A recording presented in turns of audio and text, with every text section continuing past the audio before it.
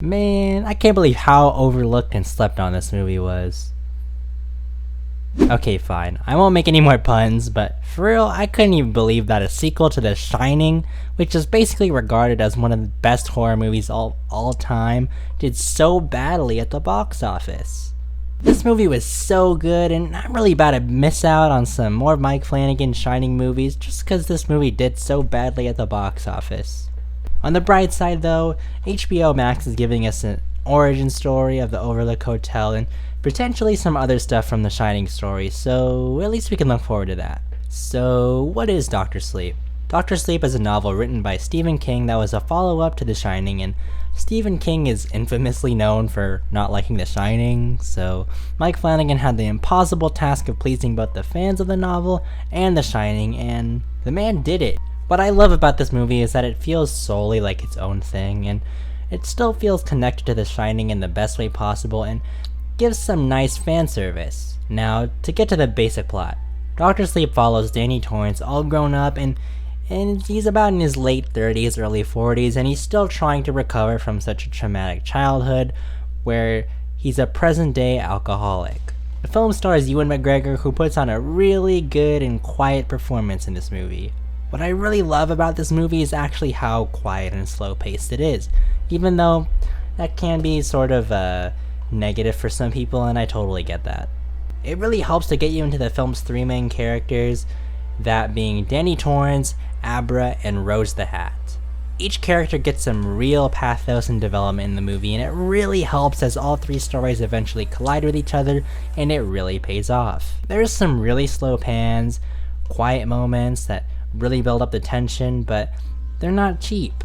There are some scary moments, and even though there aren't an abundance of scary scenes, this is still a horror movie. In my opinion, a horror movie doesn't need to be constantly scary, but should instead be filled with a good and suspenseful story, and that's exactly what Dr. Sleep does. It sort of drags on a lot of scenes very slowly, and it really builds up the tension masterfully.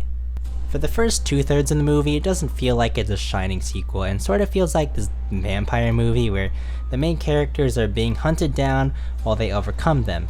And that may not sound interesting, but it really is. My favorite character is definitely Danny Torrance, because I really like what they did with him. I love how the powers of The Shining are a lot more fleshed out and explored, and how Danny actually decides to use them.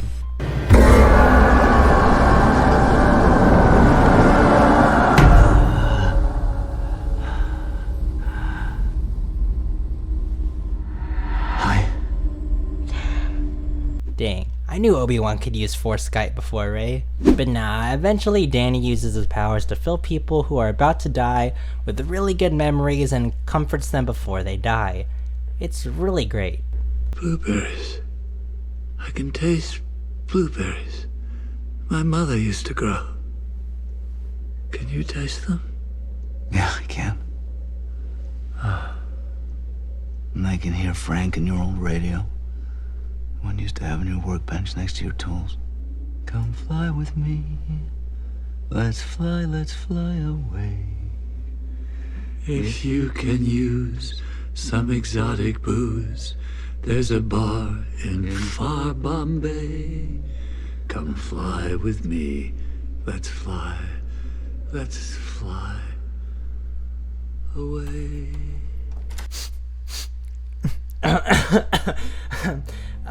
Anyway, let's talk about Abra now. Abra is amazing. She's so unconventional and is an actual competent kid in this instead of being a damsel of distress or a plot device used by the main character to grow and develop. Abra is entirely her own character and is actually pretty OP and is the one constantly ruining the bad guys' plans.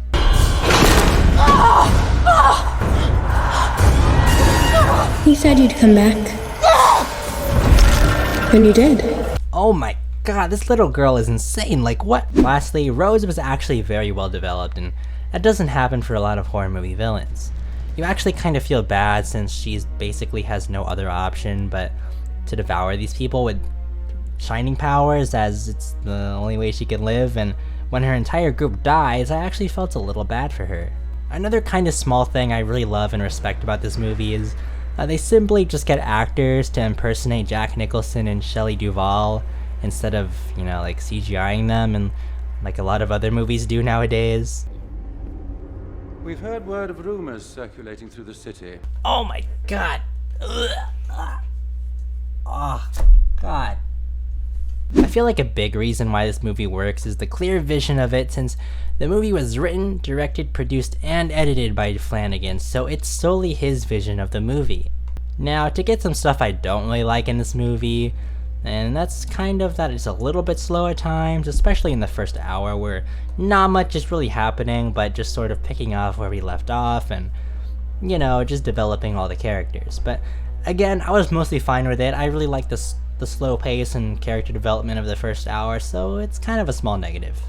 And like I said before, a big thing the movie has rooting against it is trying to appease the Shining fans and trying to do justice to the novel and be its own unique thing.